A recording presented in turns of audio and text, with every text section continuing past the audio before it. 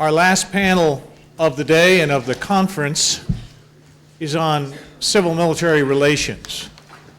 And when I look back over our program and what we've talked about so far, I really believe that this is one of the most important issues that we need to discuss. It runs through in many ways the fabric of everything else we've already talked about. So that's why we've asked Professor Dick Kohn to put together a panel to discuss this very issue. Professor Kohn is a professor of history over at the University of North Carolina. He has a reputation as being, in my judgment, the nation's leading expert on civil-military relations, and that's why we've... I repeat, he has the reputation of being the nation's leading expert, and when we go down to about the 1,000th level, we come up with folks like Peter Feaver. Anyway, Dick, over to you. Thank you. Well, thank you, Scott. It's really a pleasure to be here, and it's a pleasure to find at the very beginning that even though he's come from a department meeting of the political science department at Duke, Peter Feaver is awake.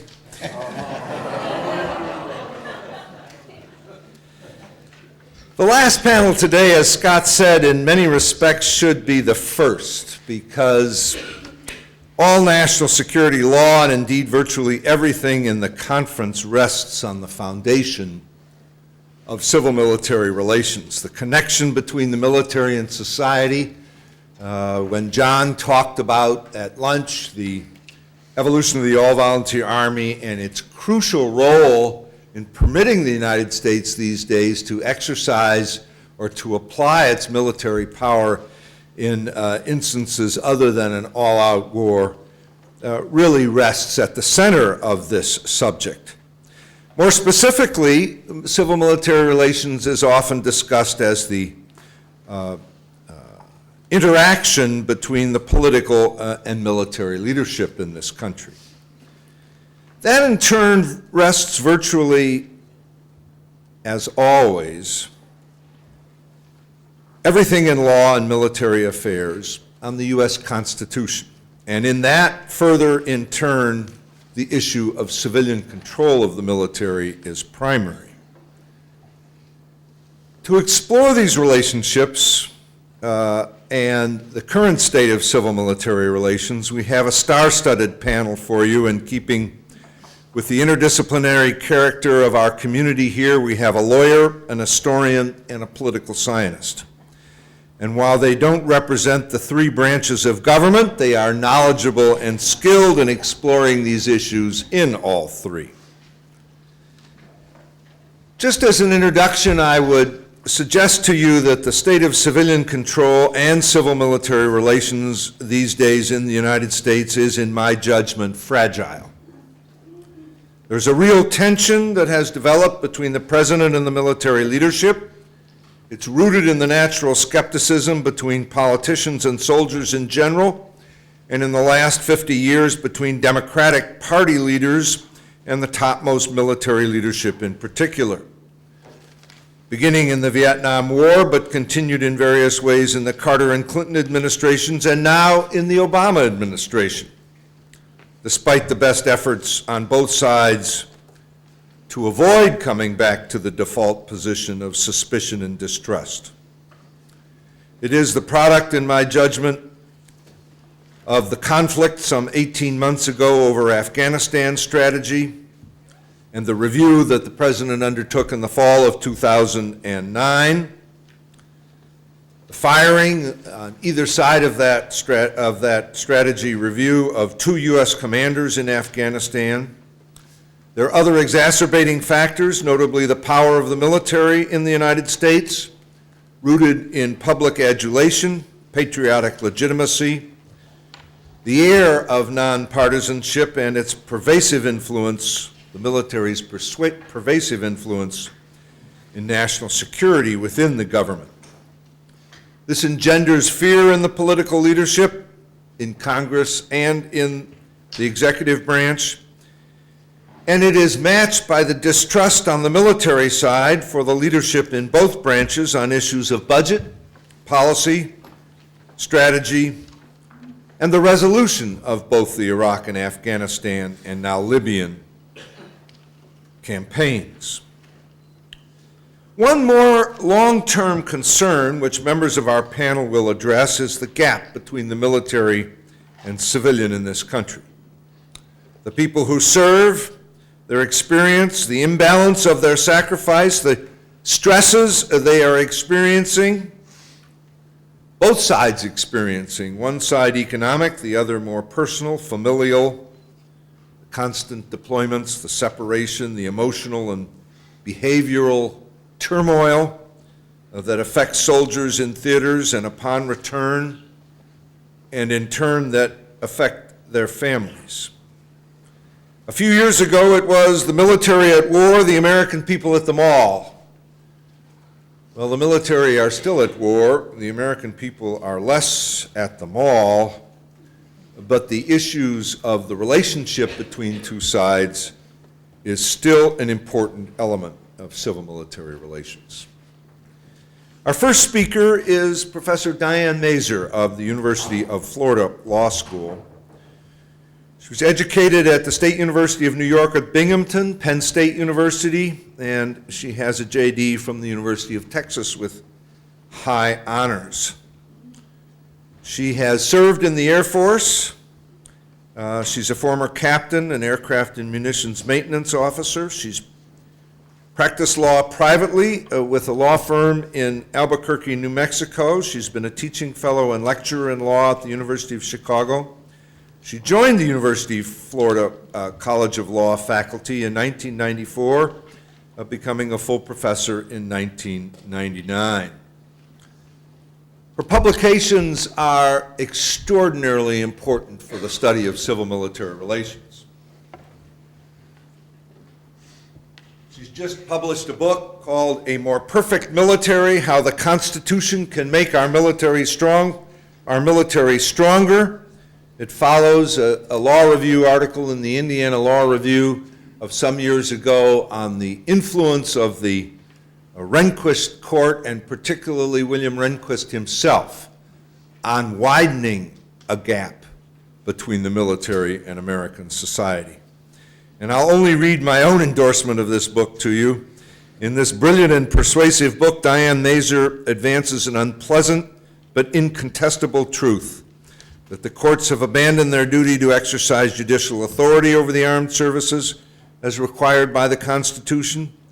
Judges and justices, political and military leaders, and above all, the American people, ignore the warnings in this towering work of scholarship, the most important book on civil-military relations in a decade, at their peril. I said a decade because I knew my colleague Peter Feaver might indeed see that. Diane? Which is you're most comfortable at, as long as you use the microphone. I'll stay right here. Is the microphone working well enough? Thank you. Thank you very much for that introduction. That was fantastic. People love saying that the military is not a place for social experimentation, but the military is now almost 4 decades into what I think is its most risky social experiment. Whether it is possible to have an all-volunteer military for an extended period of time, in peace and in war, without doing serious damage to our civil-military relations. In my new book, A More Perfect Military, I argue that the experiment is not going very well. Almost 15 years ago, a number of people began to sense this growing distance between the military and civilian society, a distance that was not particularly healthy for either one. Researchers, many of them at Duke, many of them at the University of North Carolina, began to study 3 questions. Was there a significant gap of culture and experience between the military and civilian America? I guess the second question is, does it matter if there is one? And the third question, which I focus most on in the book, is what is it that caused it to Personally, I had a great deal of worry. I worried that the military was beginning to drift away from some of its most basic professional assumptions. That it was beginning to become an institution that was different than the one that I knew. How did this happen? How did it become more distant? How did it become more estranged from civilian society? The gap, as Dick has spoken about this civil-military gap, it leads to perpetuation of misunderstanding, of inaccuracy, of myth. And also, what the gap does is it doesn't give us any good way of dispelling those myths. Here's our dilemma today. If civilians fail to engage the military, their distance is seen as disrespectful. Their disengagement is seen as disrespectful. But as civilians do engage the military, their questions and concerns are often seen as disrespectful as well. That we leave an extremely narrow window of the kind of civilian engagement that we think is appropriate. And what we've done is we've created a climate in which civil-military relations in its largest sense, the idea of true public engagement with military issues, is a matter of some suspicion. That we walk on eggshells when we talk about the military. Let me suggest at the outset that the civil-military gap persists in part because in some ways both sides find it convenient. I think civilian government sees advantages in a military that is distant and disconnected from civilian society. And I think that the military has learned to sell that distance in recruiting and retention. And it's very hard to dislodge a trend that both sides see some value in. For example, almost everyone objects to any discussion of returning to the draft in any form. It's the only thing that unites America. The military assures us in the strongest terms that a draft could only weaken the military and could only reduce quality. No one questions that, even though it rewrites history to some extent. During the Vietnam War, for example, data shows that drafted soldiers were of higher average quality than volunteers. That the draft was the only thing keeping the quality of enlistments from getting worse than it already was. We forget that. Moreover, the civil-military gap is not only a gap of familiarity, it's not only a gap of experience, it has become a gap that is colored by resentment of civilian society, of civilian oversight, of civilian interference, sometimes almost of civilians themselves. I don't think anyone anticipated 40 years ago, at the dawning of the all-volunteer force, that an all-volunteer military could possibly carry greater resentment than a military that the government forced people to join. But nonetheless, I fear that may be true. This feeling of resentfulness that simmers beneath the surface animates our civil-military relations today. It has become part of military culture. And we're very invested in this idea of this myth of civilian animosity toward the military. We feed the beast at every opportunity. We see potential disrespect for the military lurking around every corner. And it has fundamentally damaged our civil-military relations. Let me give you one example from the book. I'm from the University of Florida, and so this is a subject that has scarred my history. It's about the 2000 contested presidential election between Bush and Gore. In 2000, in November and December of 2000, we were all told, that civilians in Florida were trying to prevent service members from voting. But what really happened was actually the opposite. And of course, if you recall, Florida was the state that was going to tip the balance one way or the other. The story that we buried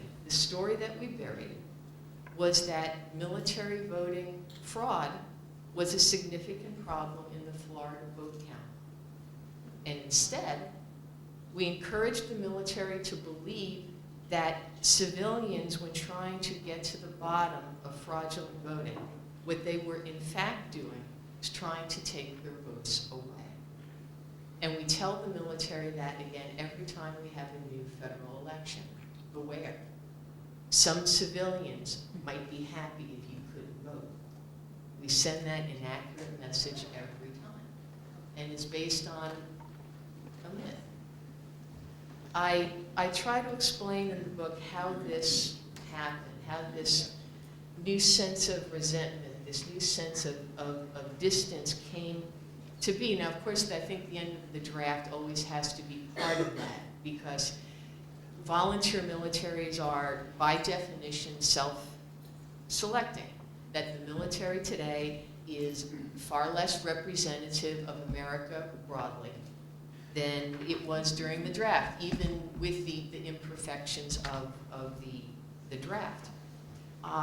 But the end of the draft would not have had the same effect on the military, but for, I think, the assistance of the Supreme Court, and particularly the assistance of the late Justice William Rehnquist.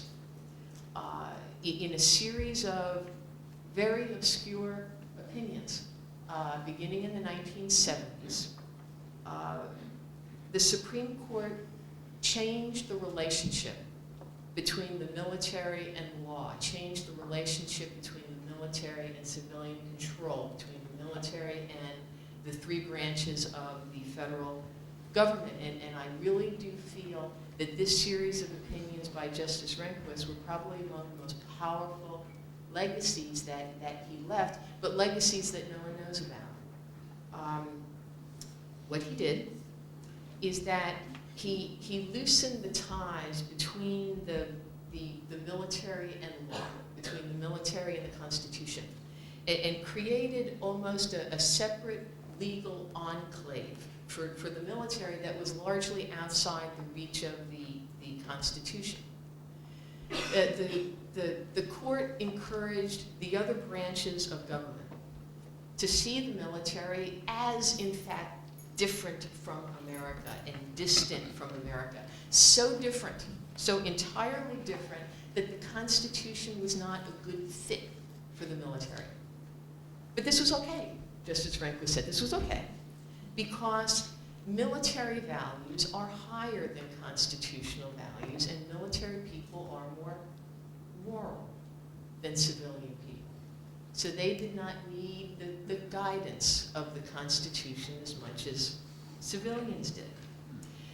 I think he saw the military in the early 1970s, he saw the military as the solution to the churning culture wars of the day.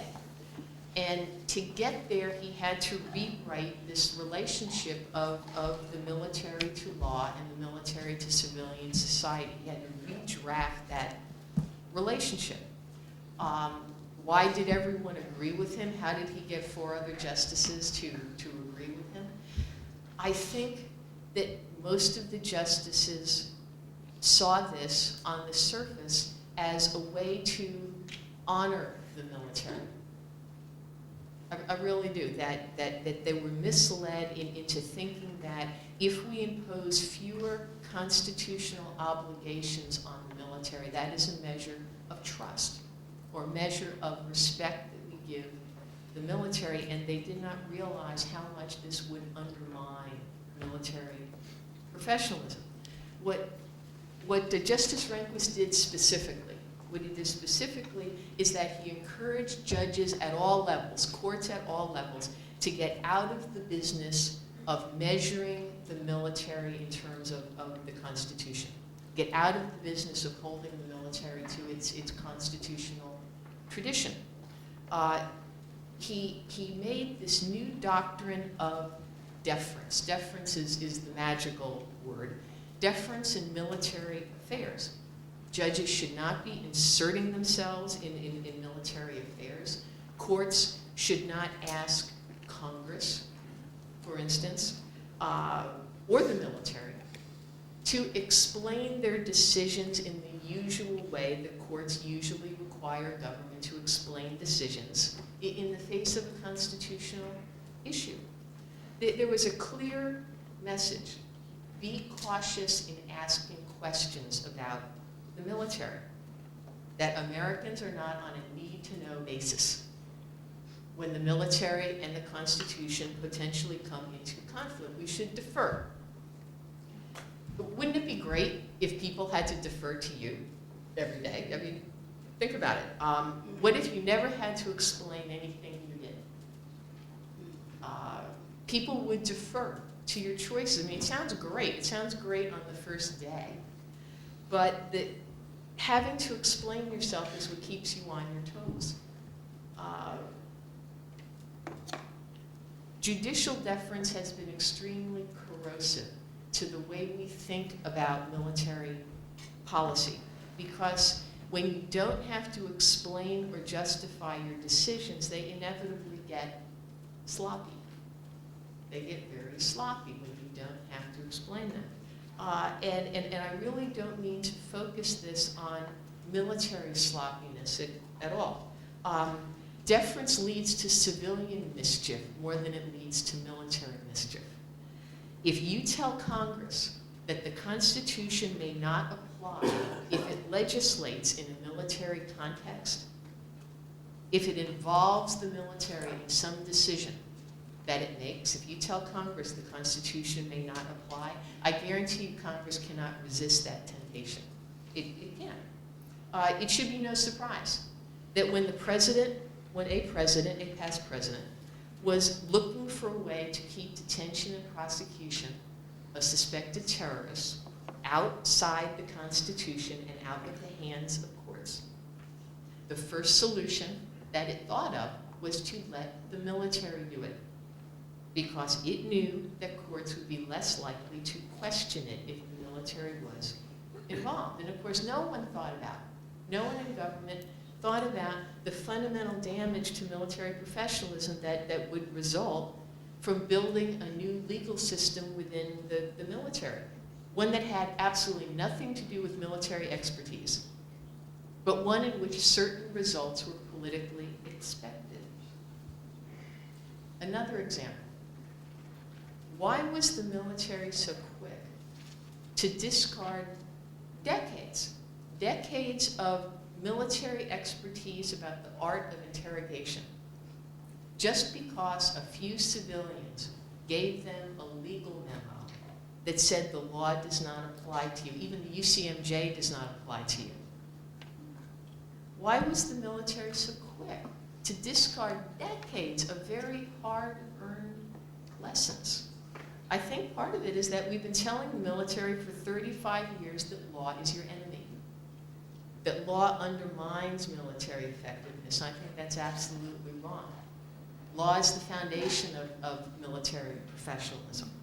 And this broken connection between the military and the Constitution is at the root of many issues that bedevil the military today. We are reluctant to hold the military to evolving standards of constitutional equality. We struggle with things like don't ask, don't tell much more than we need to. We assume the military is at its best when it is most different from America, rather than when it is most like America. We are reluctant to openly disagree with the military and the advice that it gives. So reluctant that it calls into question the strength of our civilian control. We continue to send the very damaging message that our constitutional design for civilian control is inherently disrespectful to the military. And there's nothing more damaging to military professionalism than that. Absolutely nothing. Rehnquist thought he was honoring the military by weakening its connection to law. Unfortunately, he was very, very wrong. And I'll stop it. Thank you, Diane. Our second presenter is Colonel Matthew Moten, who's currently a professor and deputy head of the Department of History at U.S. Military Academy. He graduated from West Point. He has a doctorate in military history from Rice University. After graduation, he was commissioned in the Armor Branch. He served in the 2nd Armored Cavalry Regiment, Germany, 1st Cavalry Division. Then at Fort Hood in Texas, he's taught military history at West Point. He's had assignments at Fort Jackson, the Pentagon, Kuwait. He was a speechwriter and legislative advisor to General Eric Shinseki, who was the Chief of Staff of the Army. He became a permanent professor at West Point in 2002. He was first chief of the Military History Division and then deputy head. From January to June of 2005, he was the deputy commanding officer of the Dragon Brigade, 18th Airborne Corps in Iraq. He is the author of several influential works. I won't go into all of the books of all of these people, but I would just bring to your attention Colonel Moten's most recent book, which is a volume called Between War and Peace, How America Ends Its Wars. It is a collection of essays that are so good I inflicted them on my undergraduates this semester.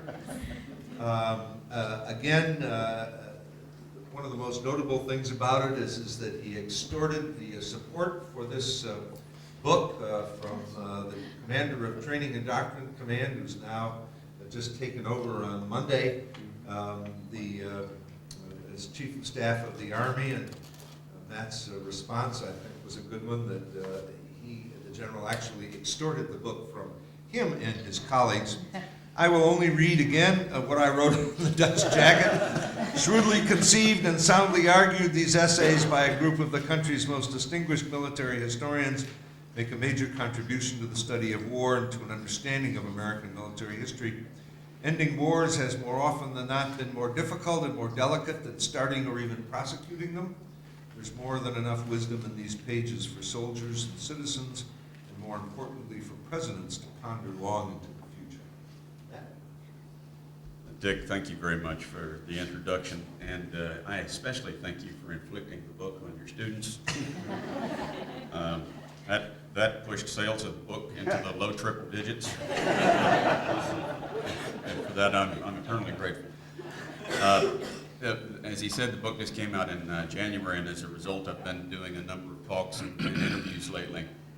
And when I do, as a serving officer, I have to do a few things to make the Army lawyers happy. You attorneys in the room should appreciate that. I can't use my military title to promote the book, and I must be on leave when I talk to the media. I have to shoehorn into the conversation the notion that the views that I express are my own and not those of the Department of Defense, the Army, or the United States Military Academy. And for those of you who are keeping score, I just did that. Then I have to do a few things to satisfy my own professional ethics. I won't say anything, I hope, that sounds partisan. I won't criticize any serving officials in any branch of government. I will discuss policy and strategy, but I'm careful to put them in a historical context and not to second guess people who are much closer to the problem than I. Mm-hmm. If I do those things, I think I'm in pretty good shape. And no one, and I repeat, no one in any chain of command of mine has ever questioned anything I have said in the media, and that goes back a record of some 20 years. And I'm very happy to be able to say that. A few weeks ago, the publicist at Simon & Schuster forwarded an email query to me from a morning program on a cable news channel. I won't say which network it was, but they, on this particular show, they brag about having friends. The producers expressed an interest in having me on the show to talk about the book, but first they had a few questions. What did Colonel Moten think about President Obama? What did he think about the president's policies in Iraq and Afghanistan? And what were Colonel Moten's politics? For those of you who were here yesterday, you'll appreciate the fact that I decided not to reply by email.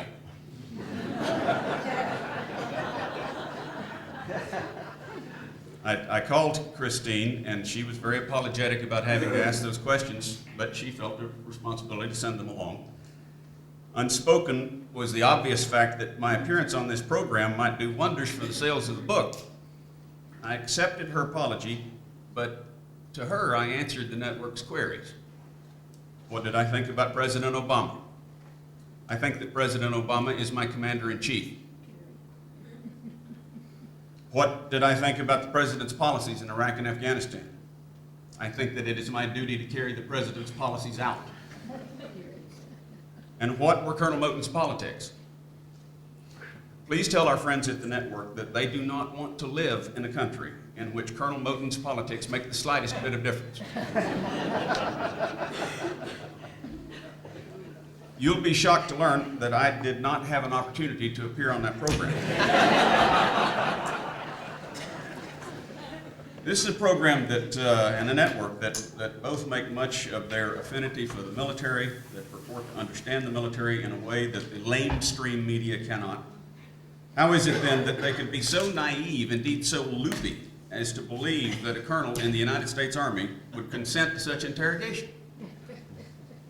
Part of the reason I fear is that some of my seniors, a small but vocal percentage of retired flag officers in all services, have given them ample reason to be confused.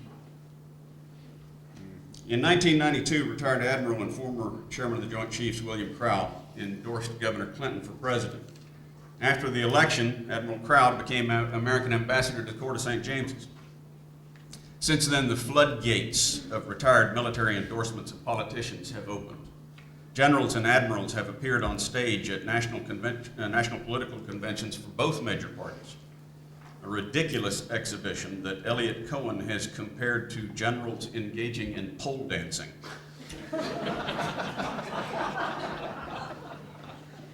Yet the phenomenon grows. In the 2008 cycle, more than 100 generals and admirals, retired generals and admirals, publicly endorsed Senator McCain or Senator Obama. Now please do not misunderstand. These people have a First Amendment right to do so, but they create problems for the profession by abrogating the ethos of nonpartisanship. I recall a conversation with the Army Chief of Staff in 2000, shortly after his former colleague, a recently retired Marine Corps commandant, had endorsed Governor Bush. The Chief of Staff told me that no matter who won the election, the new president would have reason to suspect the political loyalty of all the sitting chiefs. Sure enough, not long after the election, partisans in Washington were referring to the Clinton generals in the Pentagon. Secretary Rumsfeld began to interview candidates for 3- and 4-star nominations in all services. He had perfect freedom to do that, but it created the appearance of politicization in the senior officer corps. Another example of such inappropriate activity was the 2006 call by 6 retired generals for Secretary Rumsfeld to resign. Again, those men had a right to do so, but they cloaked themselves in the honored garb of retired professionals and professed to speak for me and my colleagues while engaging in activity none of them would have considered or allowed while on active duty. If retired officers want to engage in political advocacy, including criticism of current policy or serving officials, or endorsements of political candidates, they should, as a matter of professional responsibility, distance themselves from the armed services, explicitly stating that they are speaking for themselves alone. If they do not, we in the profession of arms, should take steps to curb their activity, first through private persuasion, and then, if need be, by publicly shunning and disavowing such behavior as harmful to the profession. I would not include in these sanctions retired officers who choose to run for office themselves. Inevitably, suffering the slings and arrows of campaigning and taking positions far afield from military matters will separate them from their former colleagues soon enough. In the past few months, I have spoken to a few retired four-stars, men who have behaved in retirement with the same professional circumspection that I described at the beginning of my talk, not a pole dancer among them. I encourage them to look prospectively at the 2012 campaign. I encouraged these former leaders to sign a joint letter to the American people that explains why it is harmful, indeed dangerous, for retired generals and admirals to employ their professional bona fides to endorse politicians for high office. I would ask them to gather other colleagues to sign with them, creating a formidable mass of retired flag officers who stand up for professional nonpartisanship, even in retirement, because it is good for the profession and good for the country. Their worthy example would give pause to those retired generals who might want to endorse, for the last thing that any soldier wants is to sacrifice the good opinion of his peers. And just in case some are beyond that pale, they might also recruit former generals who are high up in the defense industrial complex and ask them gently to suggest to their corporate fellows, former generals and admirals, that such political speech is bad for business. That too might have an effect. I'd like to shift to the other side of the civil-military relationship at the highest levels, to the civilian side. There are steps that could be taken within the political realm to improve this relationship. Ultimately, maintaining the health of the civil-military relationship rests with the electorate. As John Noggle talked about earlier, polling registers concern about the state of the war in Afghanistan and in Libya, however intense it may be. The concern about the war in Iraq has abated for obvious reasons. But the public has concerns about policy and strategy outcomes, which are the very outcomes that civil-military relations should address. With this 2012 presidential election beginning, a skeptical electorate might logically ask a number of questions concerning civil-military relations of candidates for the office of president, such as, what qualifications will you seek in civilian national security advisors? How will you make decisions about going to war and concluding peace? How will you select senior military officers? How will you and your civilian leaders seek professional military advice? How will you and your national security leadership team involve yourselves in strategic and operational and tactical matters? How will you evaluate requests from chiefs of staff for greater resources? How will you evaluate requests from combatant commanders for forces to execute missions that they've been assigned to accomplish? Will you expect generals and admirals publicly to support administration policy and assessments? How will you evaluate the performance of your flag officers? Under what circumstances will you relieve them? After the election, members of Senate committees might ask similar questions of appointees to national security positions during confirmation hearings. It's not my suggestion that there are any right or wrong answers to any of these questions, and the list that I just read is not exhaustive. People at town meetings and press conferences and presidential debates could surely improve on these. It is my intent to suggest that an electorate concerned about national security policy has a right to ask its candidates for the presidency and his or her advisors how they will approach civil-military questions that produce such policy. Thank you. Thank you, Matt. Our third and last presenter is Professor Peter Feaver. He's Professor of Political Science and Public Policy here at Duke University. He directs the Triangle Institute for Security Studies and also the Duke Program in American Grand Strategy. From June of 2005 to July of 2007, he was on leave to be Special Advisor for Strategic Planning and Institutional Reform on the National Security Council at the White House, where his responsibilities included the national security strategy, regional strategy reviews, and other political military issues. And he's just published an article in International Security on the Surge in 2006 and 2007.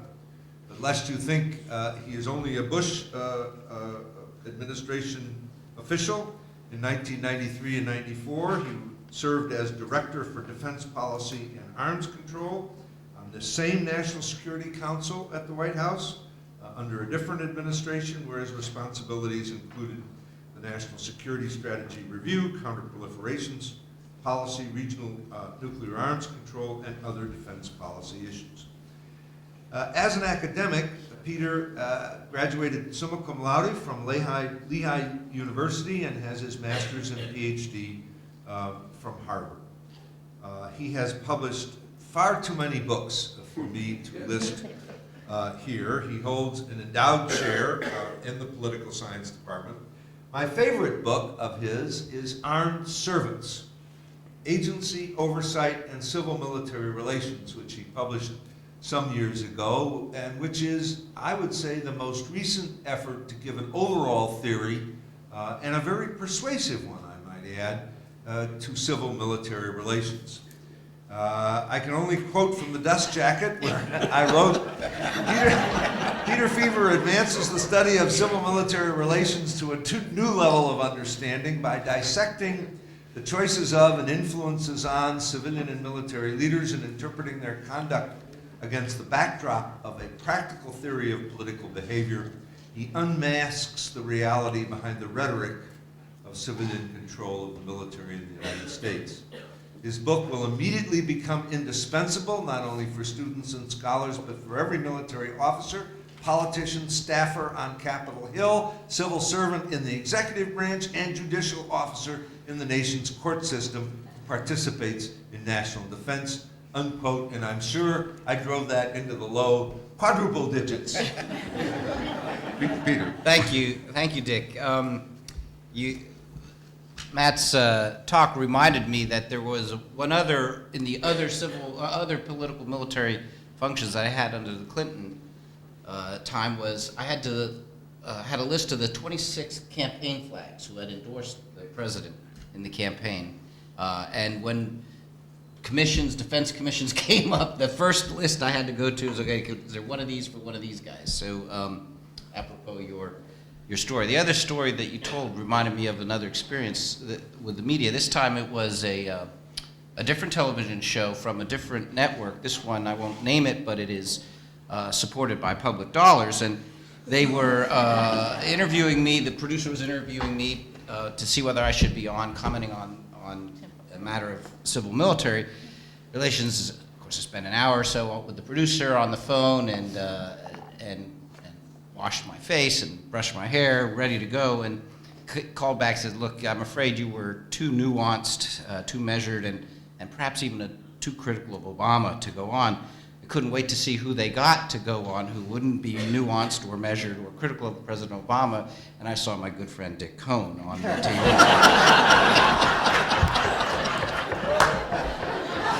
But what I was asked to speak on is this gap question, which has been raised by both of the previous distinguished panelists, and I'm answering three questions: where we've been, what we've learned since the 90s when Dick and I did the study, and why it's still important. And this topic is actually a very old topic that resurfaces every couple decades, usually after major wars. So it was a lively topic in the media post-World War II, post-Korea War debate that was dominated by Sam Huntington and Morris Janowitz. And there was another wave of it in the post-Vietnam debate about the all-volunteer force and the total force, every aspect of which was debated except the one Diane pointed out. That's right, that one they didn't debate. But there was also a post-Cold War debate, which is the one that Dick and my our work contributed to, and that culminated in the gap study that we did, and also the CSIS gap study, which was done at the same time. And I think we're now in the new phase of it, and I would call it the post-Iraq War debate, because I think most of the questions that have been raised were raised because of strains put on the force or strains put on the relationship by the Iraq War. The TIS study, which we did with some 24 of other co-conspirators, was the largest and most systematic study to date of that up to that point to look at this question. And I think Dick would agree that we raised as many questions as we answered. Our last slide, every time we briefed this, was we need more funding for more research to answer more questions. Nevertheless, we came away with a couple takeaways. Here's 6 that I think we discovered. First of all, first one, there's not a single gap.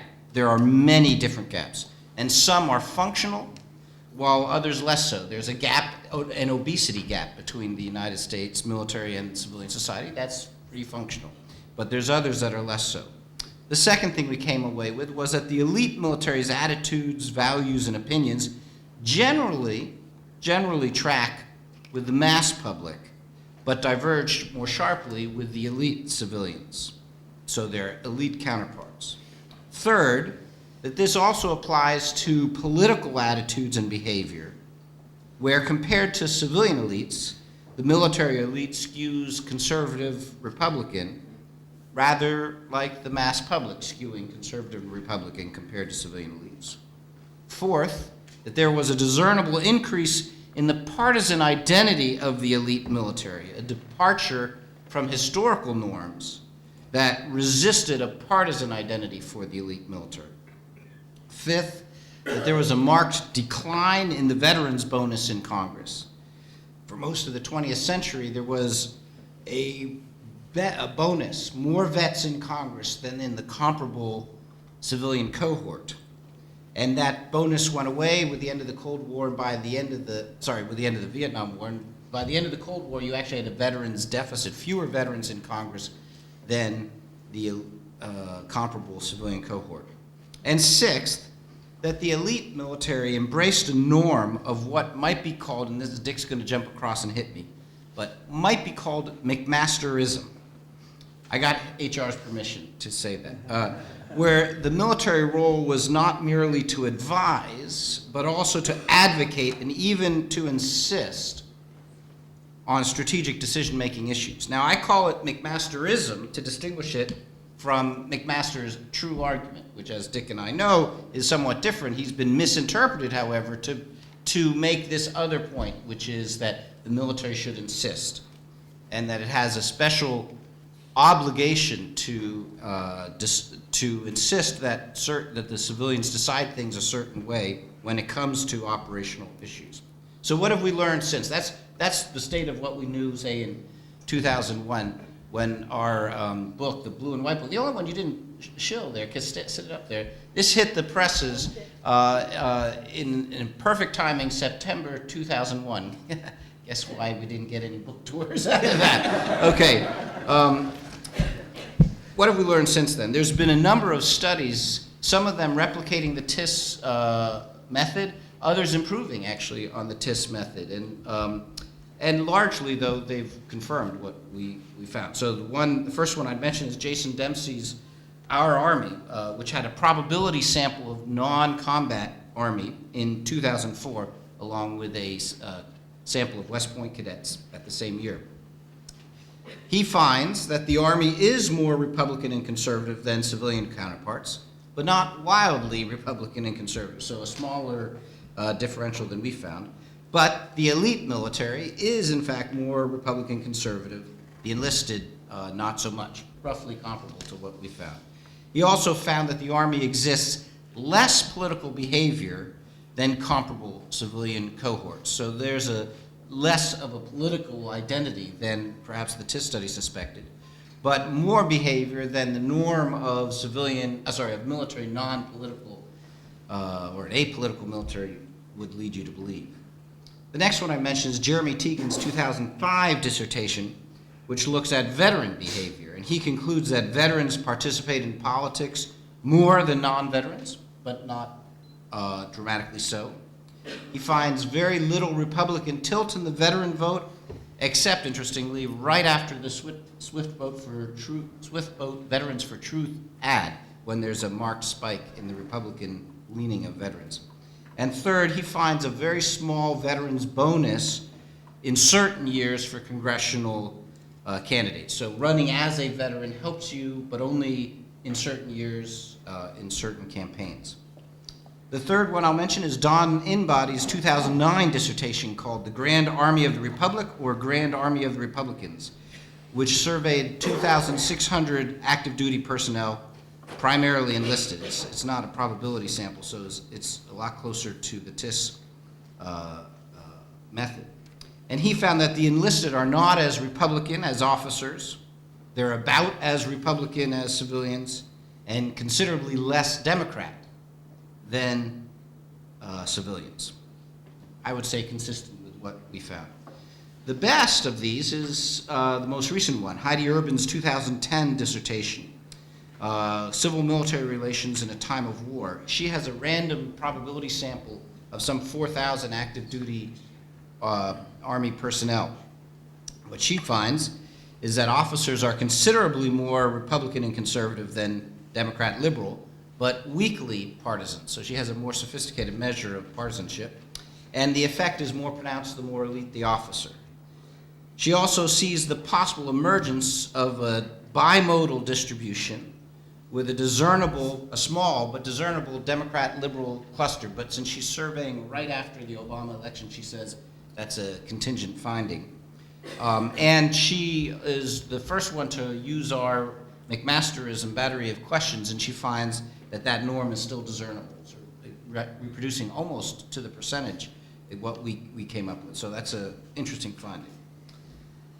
So there's more that is known since then, or more research that has been done since our study, but I would argue that largely confirms the thing. So if you were worried about what we found then, you should still be worried. If you weren't worried then, you shouldn't be worried now.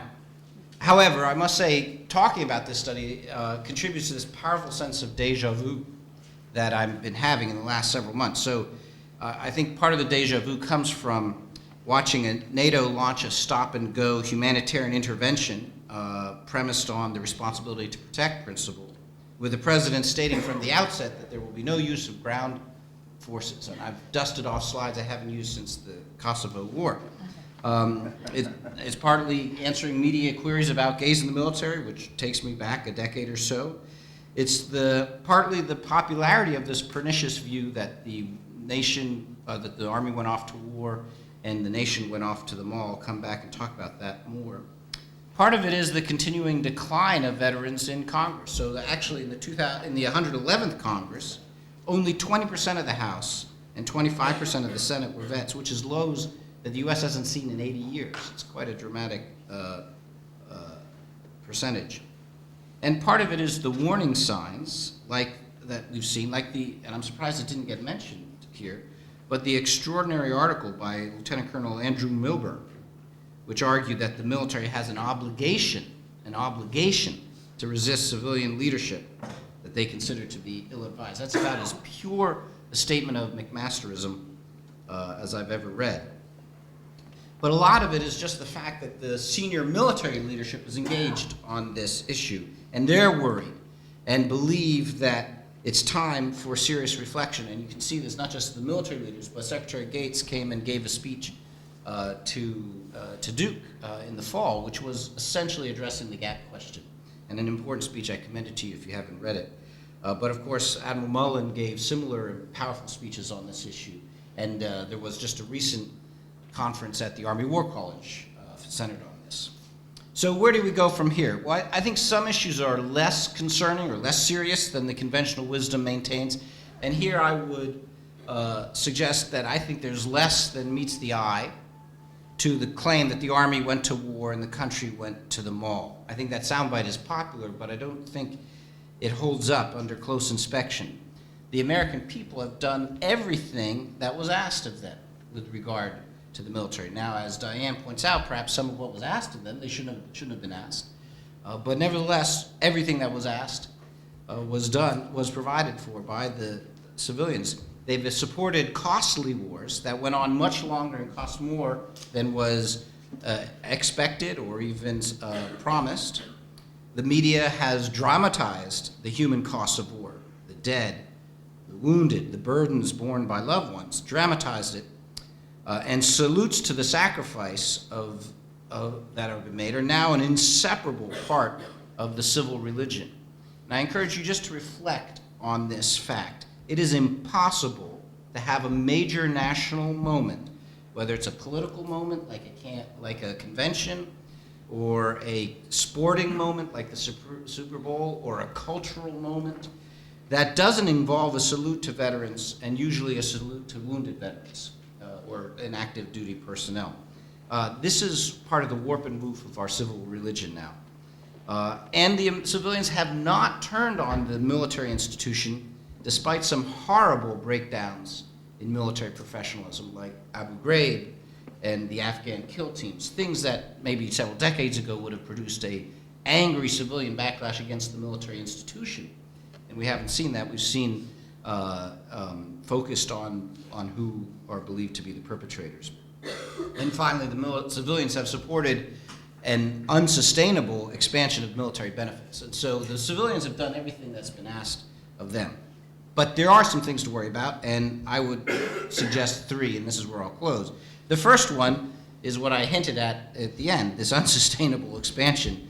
There's so much fiscal pressure, and I wrote this before President Obama came out and said he could find another $400 billion in cuts in the defense budget. But there's the fiscal pressure on the military is going to increase dramatically over the next 5 to 10 years. And it's going to force some extremely tough choices on the military, including choices about the unsustainable expansion of military benefits. And these choices will inevitably become a political fight. They can't avoid being a political fight. Just came from a political science department meeting where we thought we could have a discussion that wouldn't be a political fight. We're nuts. It will be a political fight, and that will lead to civil military problems. That's the first thing I worry about. The second thing I worry about is that the four wars that we're engaged in, the larger war on terror, the war in Afghanistan, the war in Iraq, and the war in Libya, are still very much up for grabs, all four of them. And the way President Obama is handling them, I think, poses some serious civil military risks. He's been reluctant to mobilize public support for the wars and content to allow political constraints to dictate the strategy. And there's a fight that's brewing, and the one that's coming soonest, I think, is over the Afghan surge timeline. And this fight that's just about to brew is potentially very seriously. And the third thing I worry about in this regard is the partisan overlay, which has actually been pretty muted since 9/11. Muted because of a choice, a wise strategic choice by the Democratic Party, which recognized that it had to appear tough on national security in the post-9/11 environment, and the way to do it, the Democratic Party decided, was to highlight certain pro-military stances, like supporting the expansion of benefits, they were for the Afghan war, etc. And that this would buy them credibility on national security and mute somewhat or reduce somewhat the traditional partisan debates over national security. I think that political calculation is playing itself out. And the scariest things I've read recently on civil-military relations have been the accounts in Jonathan Alter's book and in Bob Woodward's book about the way the Afghan strategy was designed, and particularly the views of the senior political advisors of the president. I think if you read the Alter book, you get a pretty clear channel of what those guys, that the political side, civilian political side, was thinking, because he pretty much channels their perspective. And that group of people believes that the military set out to trap President Obama, and may have actually trapped President Obama into supporting the war that President Obama campaigned promising he would increase resources for. But somehow the military trapped the president into honoring his campaign promise. And they believe that Obama may have sprung that trap and escaped by way of this timeline, and by putting the military on the record of promising to deliver success by July 2011, or else the president can say, we've done our best, our greatest commander, General Petraeus, has failed us, this is unwinnable, we can pull out.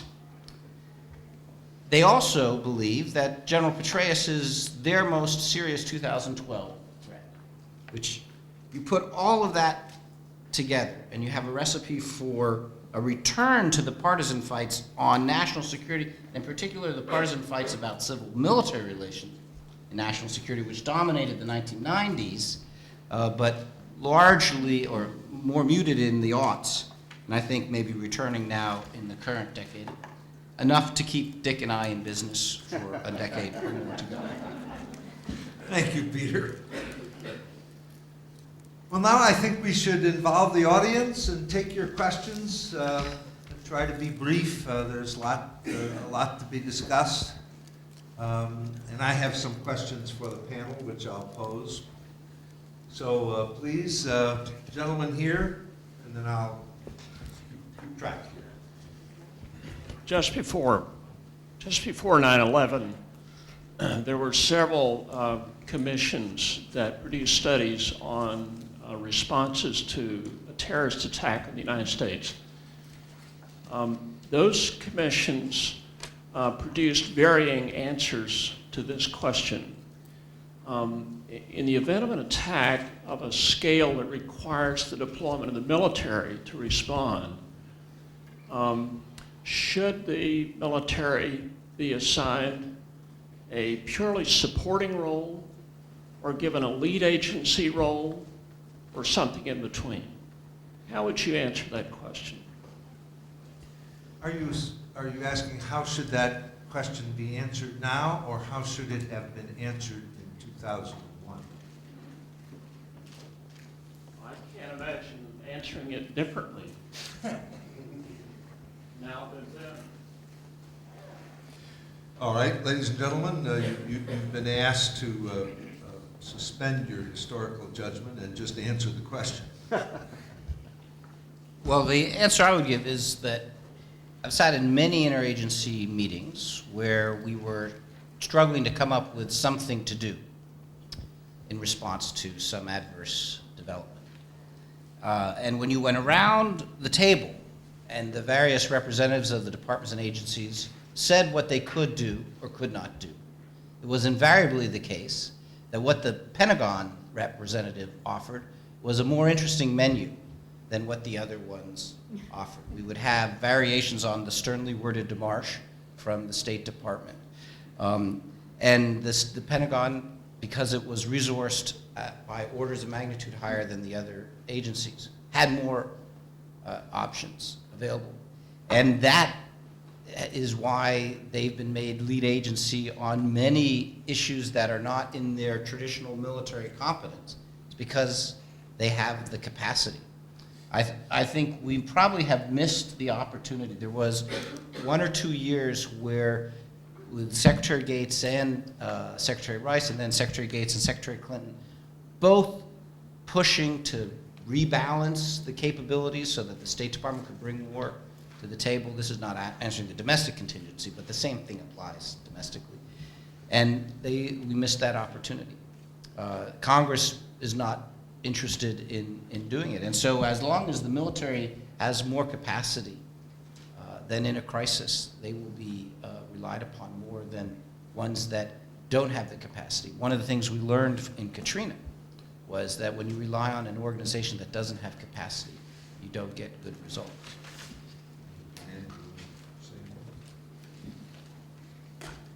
I agree with almost everything that Peter said. I wish that we had a State Department that was better funded. I wish we had an Agriculture Department that were capable of going to Afghanistan and do some of the building that needs to be done.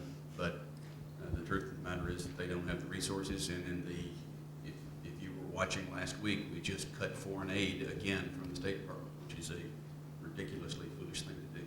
So we have the capability mainly because we got the resources, and people like me turn to guys like me and say, okay, go do it. I'm going to take a completely different tack here. I've always wanted to be one of those people when someone asked a question, they say, let me pull the Constitution out of my pocket and tell you what it says. And this is what the United States promises to its states in the area of the potential use of the federal military.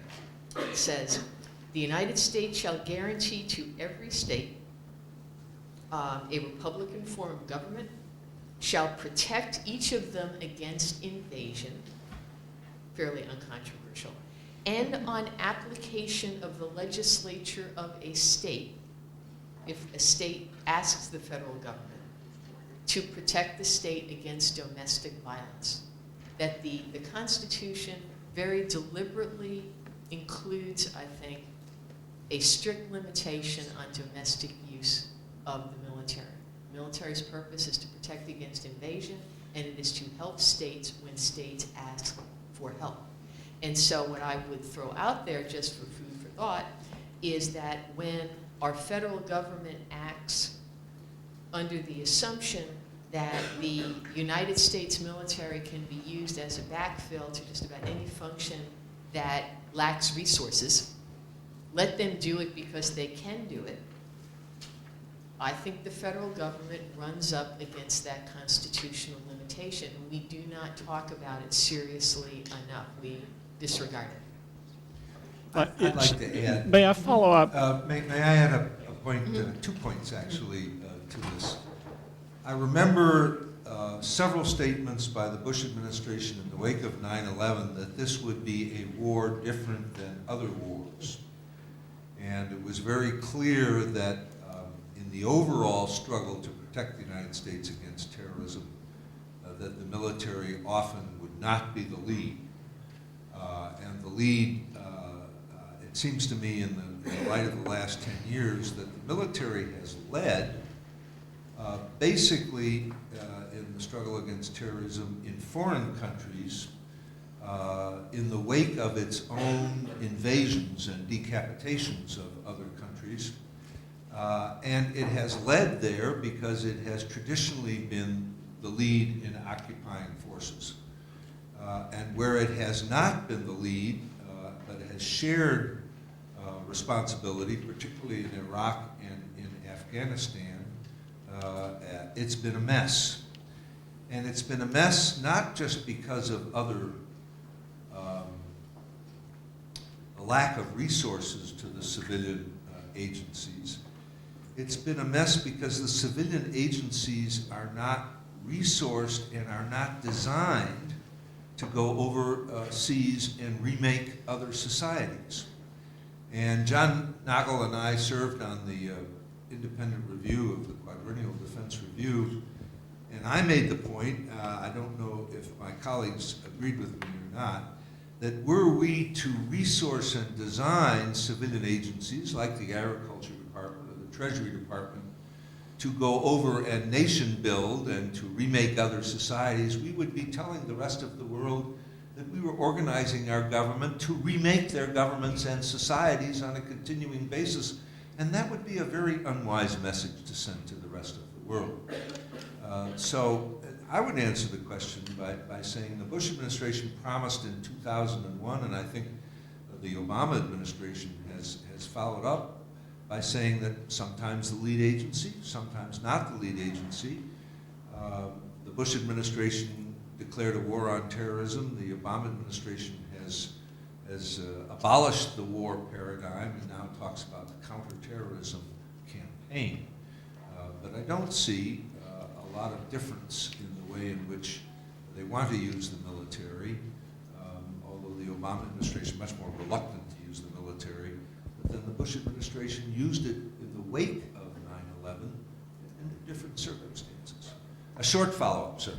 But my question was really aimed more nearly at the central concern of the panel. It is not which agency could do the job of responding to a terrorist attack, but who should be in charge. Well, let me say that we had a discussion in that Quadrennial Defense Review, independent review, over the particular problem of cyber attack, which might be emblematic of your question. And the answer was that legally and politically, the Department of Homeland Security was in charge and would be in charge of a massive cyber attack, but that all the resources and expertise were in the Department of Defense over the National Security Agency, and the commander of that had just, the director had just been dual-added as a commander of a new cyber command under Strategic Command, and the answer was the Department of Defense We're not going to answer the question now, but the Department of Defense better be prepared to provide everything the Department of Homeland Security needs. And in the way, I don't know, because of what we said, but very obvious, the Department of Defense then began to get much more active in that capacity. And my sense is that we answer the question with an ambivalent or ambiguous answer. The answer is whoever should do it will do it, but whoever has the resources will either support them or will, in point of fact, take over when necessary. My answer would be a little different, Dick, and quote a different part of the Constitution. The president will be in charge. And that's what the Congress said, that's what the Constitution sets up. In a national emergency like you're describing, you won't rely on Congress to do it. You also won't rely on the courts to do it. In those emergencies, you'll rely on the president, the executive branch, led by the president. And so the president will do it. Now, it's a second order question, which of the subordinate elements, all of which report to the president, will do it. But it'll be the executive branch, will be the president. Yes.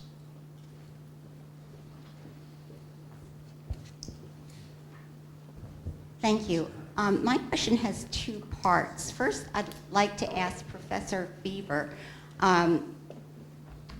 to what extent you think that the civilian support for the military, that is, civilians having done all that was asked for them and not turning against the military and those other points you mentioned, is based on the fact that civilians are very grateful that their kids and they themselves are not going to be drafted.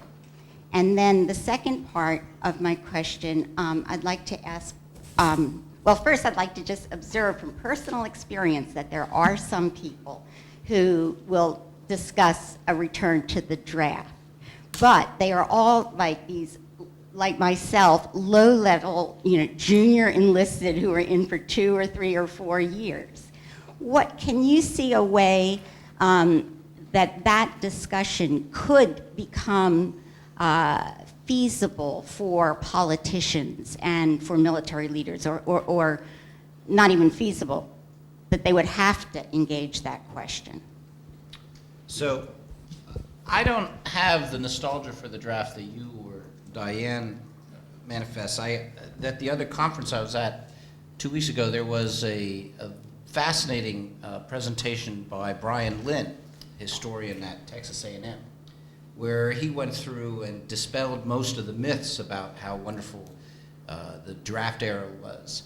He also points out that was the 14 years of the universal service, and not the another 10 years or so of the selective service. But during that 14 years, that was the real radical social experiment in U.S. history, right? That we would have a peacetime draft. So I commend that talk to you, which I'm sure is available somewhere. And it goes through and shows that much of what we think about the draft era is not so.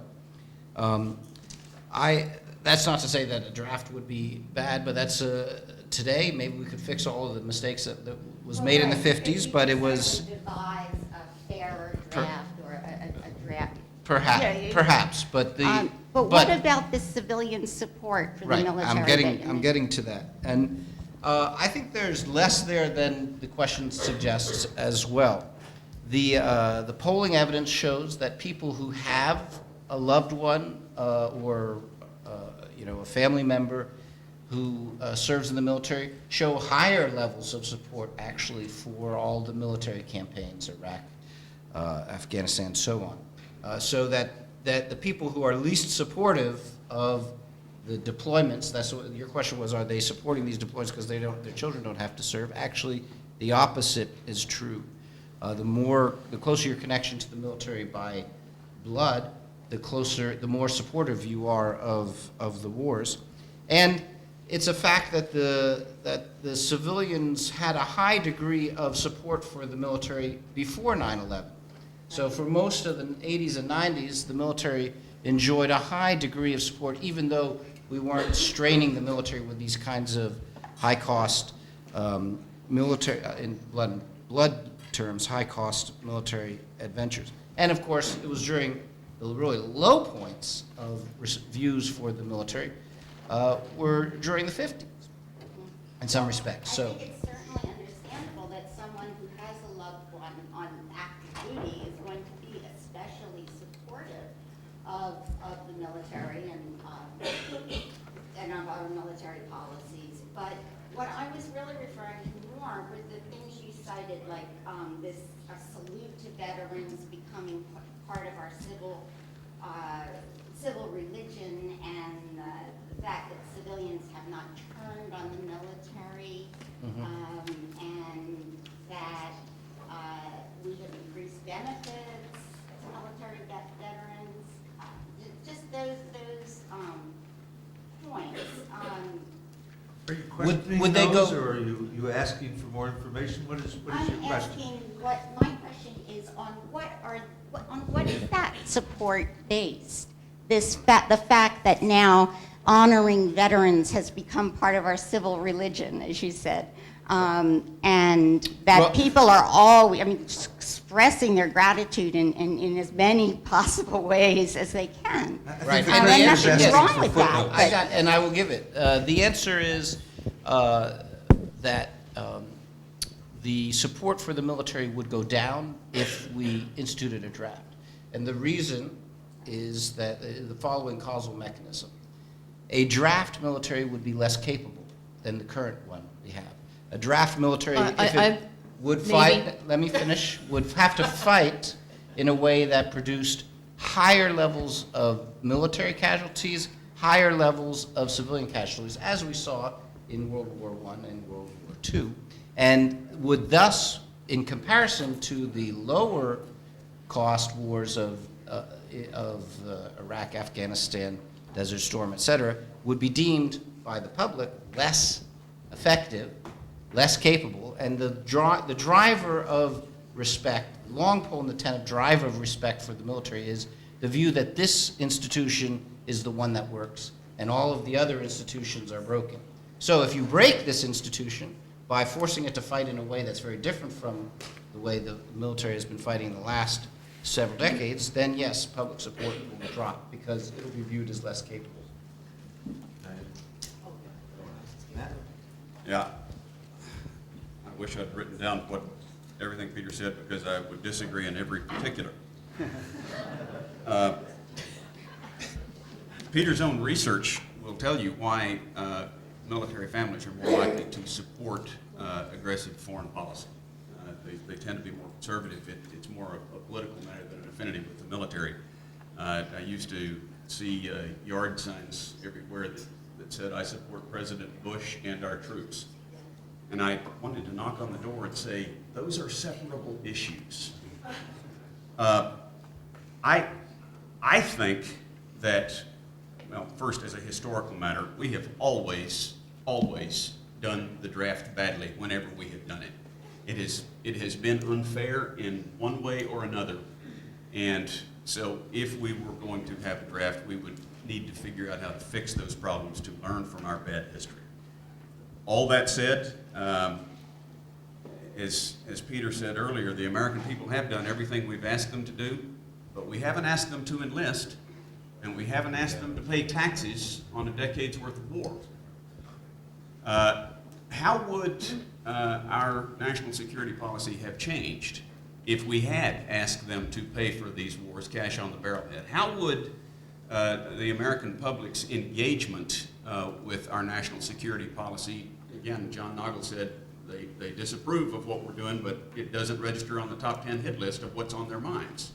How would it change if we had a small draft so that everyone in this audience knew that your children or grandchildren had a 2 or 3% chance of being drafted and sent to Iraq or Afghanistan? A lady had an op-ed in the Washington Post not 2 weeks ago in which she said that had happened to her. Her son was now in the Army, and her feeling about military commitments overseas had changed radically, and she was again it. The other thing that I would put into this that comes from my research on this book about how we end our wars, and I would like to be gainsaid on this if I could, but is I have looked at American wars since the War of 1812. The United States has always fought on the strategic offensive. That doesn't mean that we haven't been attacked, and there are some of these wars that were unavoidable, but we have always been on the strategic offensive, which is another way of saying that our wars have been optional.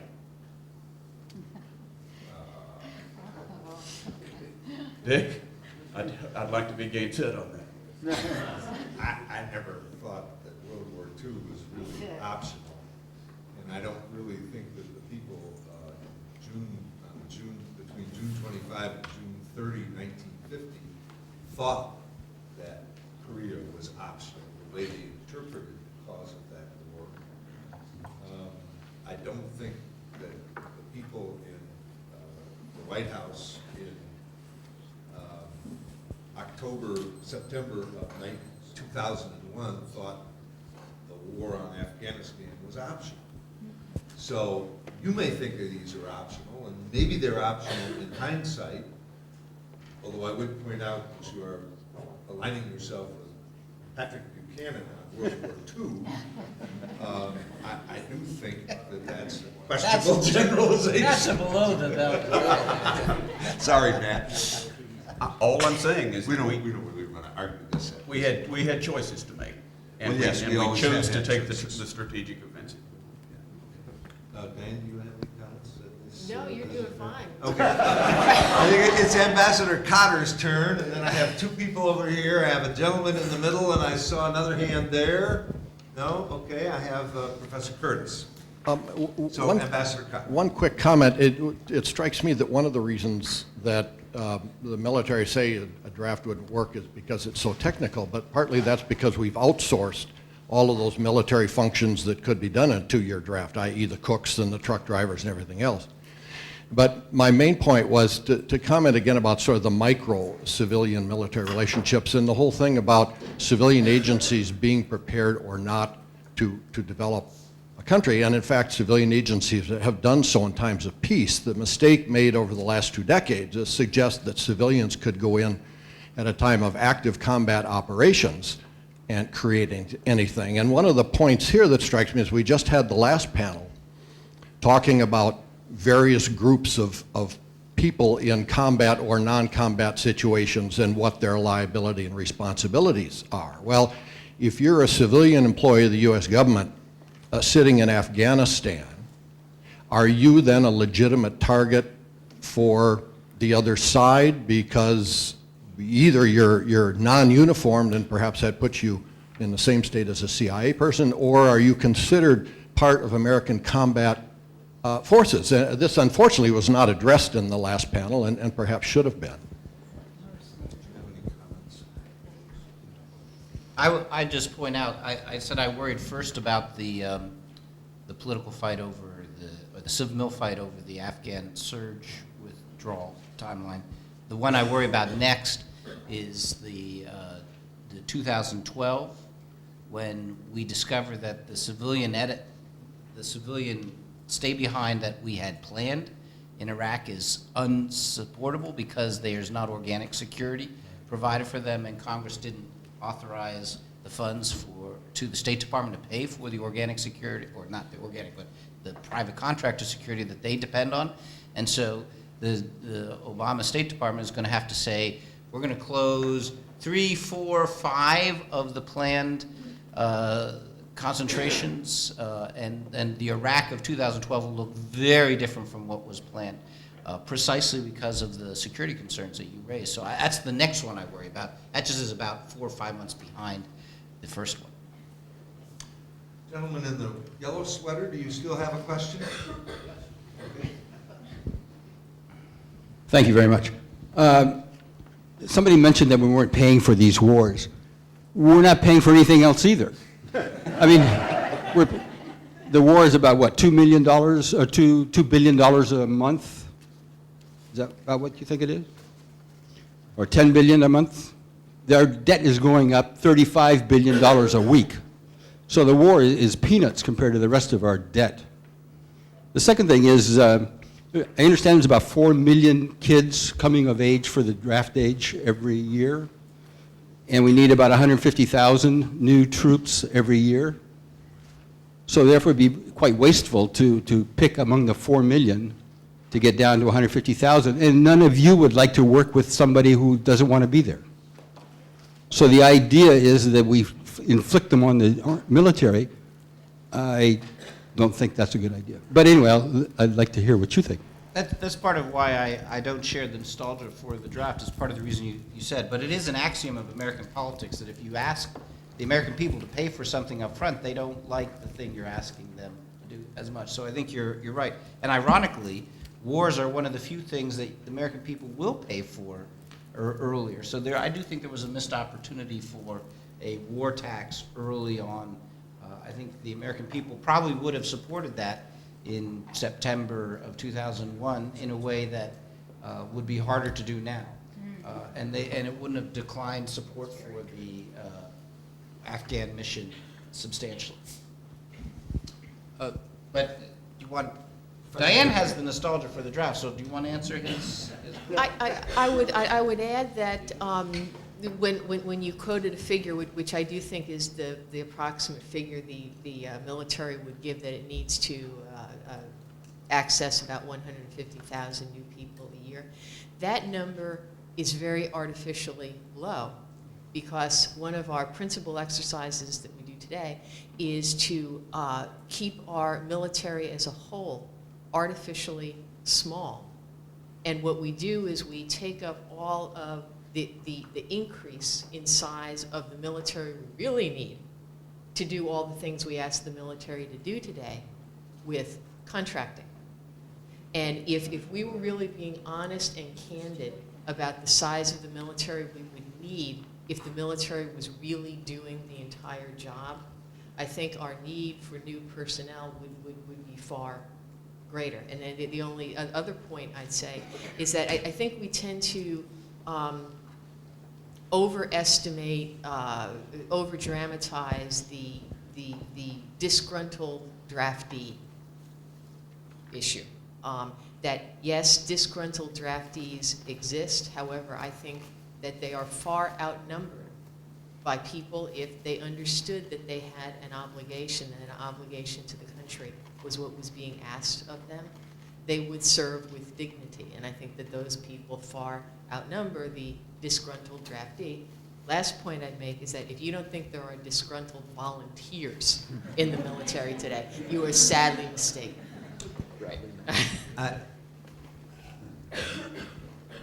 I would add some points about the draft. I've thought a lot about this over the years.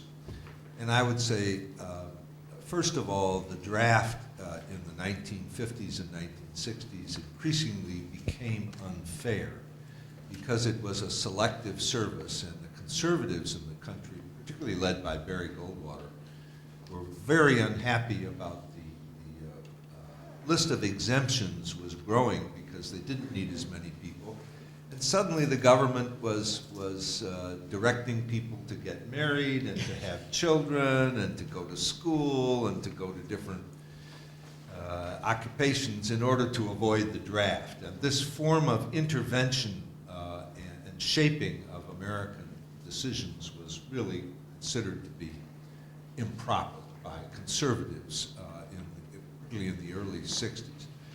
The second point I would make is that it is inherently unfair, and the literature in the 60s on the draft made that point, because when you designate that one person goes into the military involuntarily and other people escape, it is inherently unfair because you are forcing people into behaviors or activities that they may not want. If you look at the draft today, no matter how many people you want, you are still going to need or want far fewer than are available, even though 75% of American youth are disqualified for military service, either because of mental or educational deficiency or physical deficiency or criminal records. And so it's a fact, 75%. It's been quoted many times in congressional hearings. It's still far too many.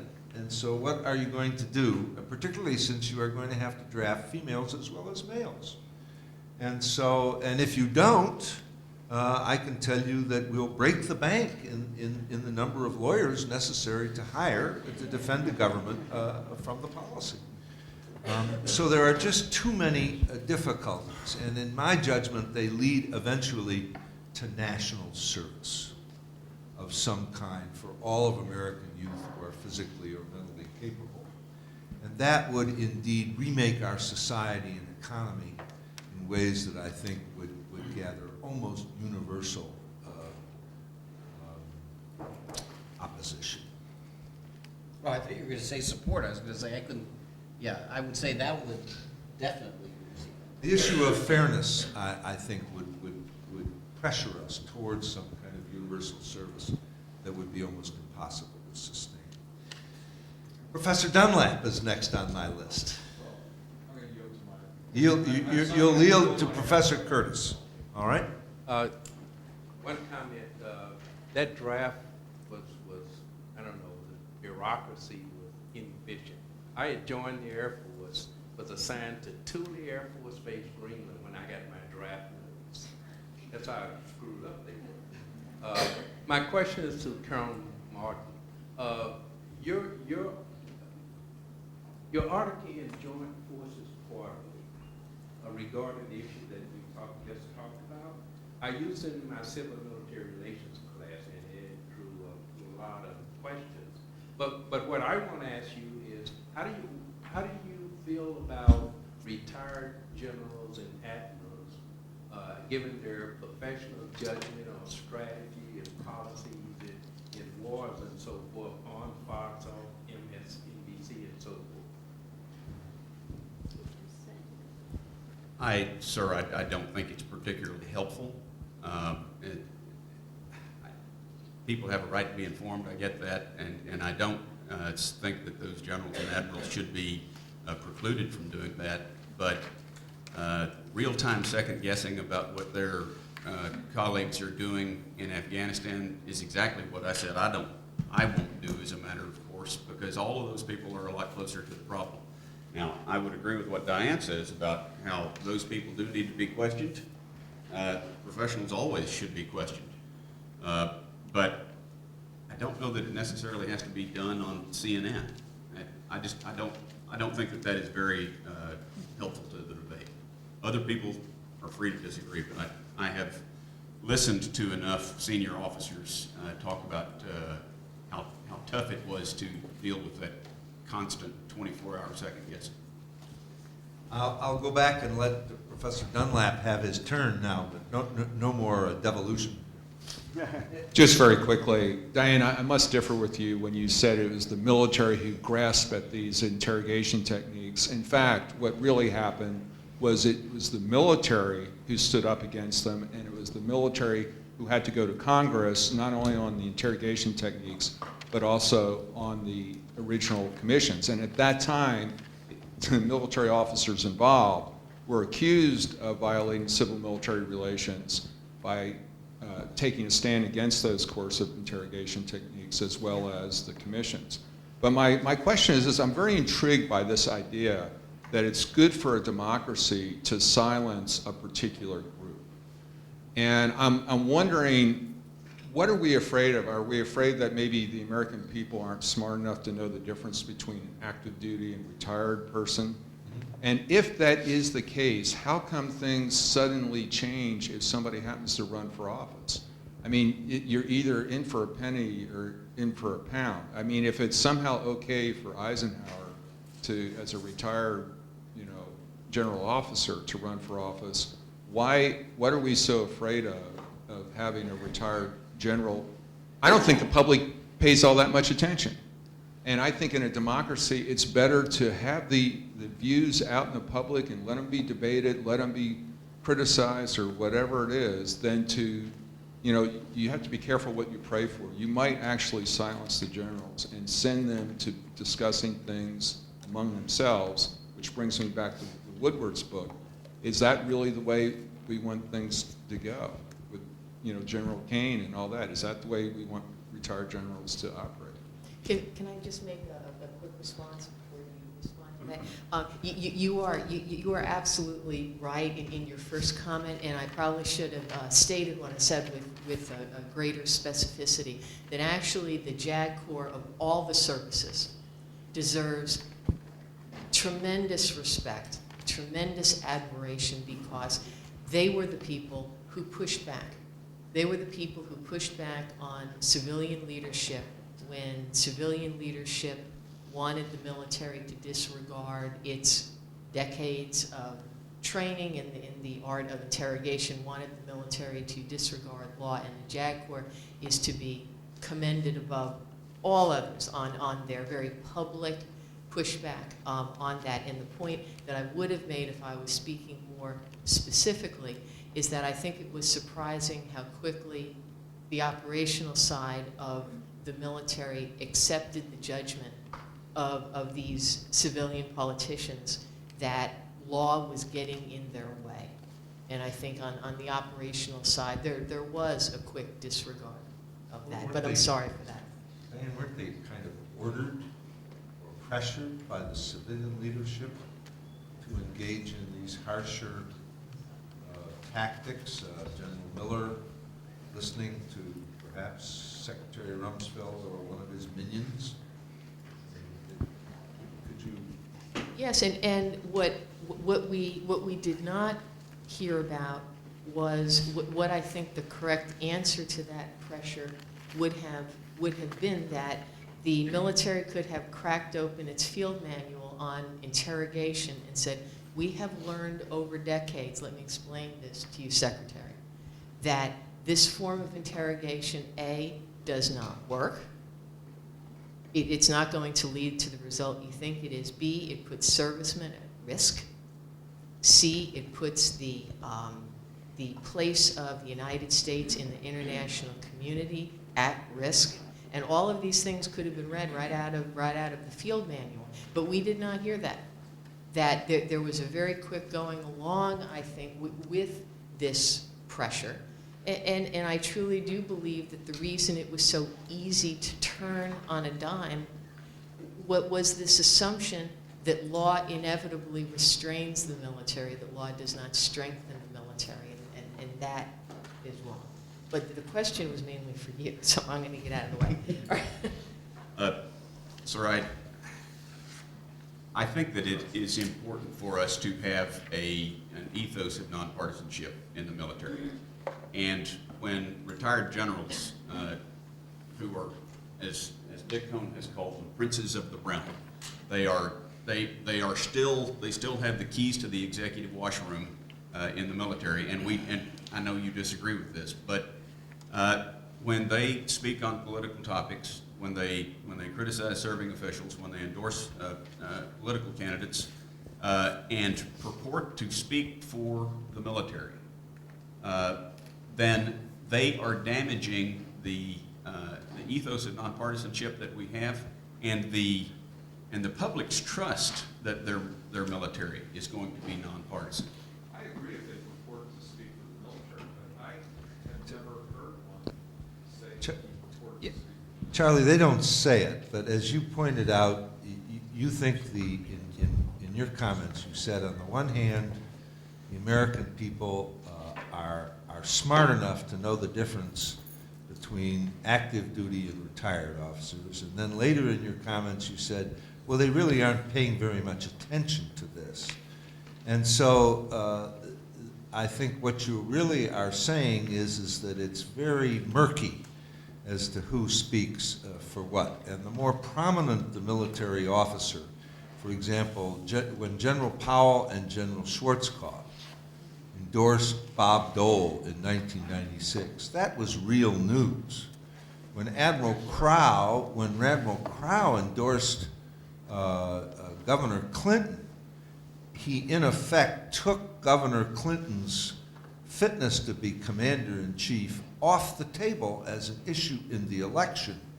And it was on the table because Governor Clinton had avoided military service in the Vietnam War and had written a letter disparaging the military. And this is an intervention in politics by very, very prominent people. And it not only tells the American people that the military is intervening in politics, because people like Crow, Schwarzkopf, and Powell at that point in time were very highly representative in people's minds of the military, but it also told the active duty military that it was okay to think and be partisan, and that runs directly opposite to military norms and values.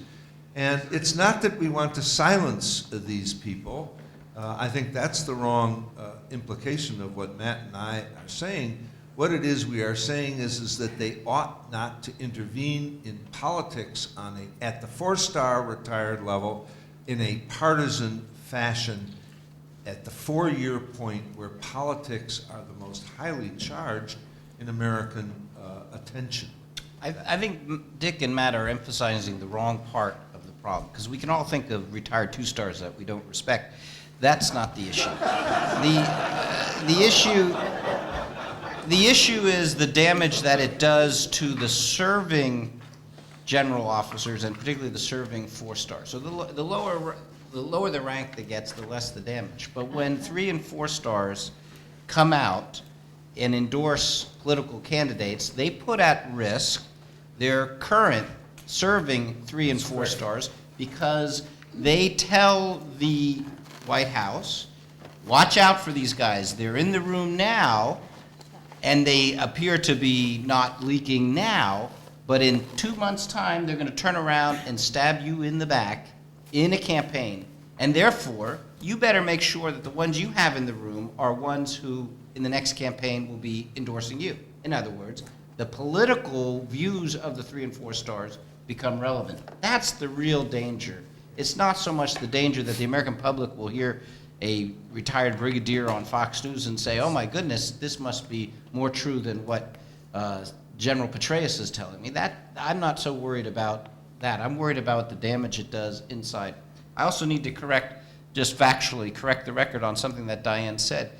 Every question that she raised and wished to have been raised about the coercive interrogations program was raised inside, and was weighed, and I wasn't there at the time, so I can't be blamed for that mistake. I'm responsible for all mistakes from 2005 on, but not this one. But was weighed and decided in a way that Diane disagrees with. That may mean that it was a wrong decision, but it's factually incorrect to say that this was done hastily, without any weighing of it, and without any attention to the law. In fact, what all of the operators insisted on was legal cover. The legal cover they got, I'm sure, yes. may have been inaccurate and may have been not the memo you would have written, but it was in response to raising exactly the questions that you raised. And so when you talk to General Hayden, when you talk to Steve Hadley, when you talk to the people who were inside the program and describe the process, so you get a very different description of the decision-making process than the one you gave. I think I'm going to make one last comment I didn't address with Professor Dunlap, and that's why do we give Eisenhower a free ride? And the answer is, I think that Eisenhower accepted the nomination of a political party and thus declared himself to be partisan, even though he tried to keep the mantle of nonpartisanship from his military service. And I think generally the American people recognize that as soon as you identify yourself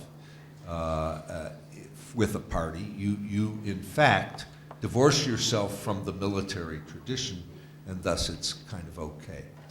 We are at the end of our time. I need to leave Professor Silliman a few moments to speak to you. Please join me in thanking our panel for excellent